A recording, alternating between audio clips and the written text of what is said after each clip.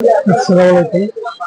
আমি শাহপুর মেলা আসছি ঘোরার জন্য, দেখার জন্য। এবং নতুন একটা ভিডিও আছে, এবং নতুন একটা ইয়ে আছে ভিডিও করার জন্য। এবং বড় একটা মেলা হইতেছে, এই যে রসমালাই এবং সবকিছু।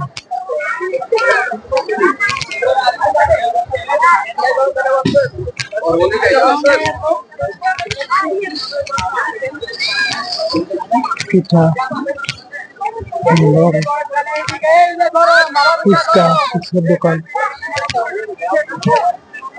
বার্গার, পিঠা।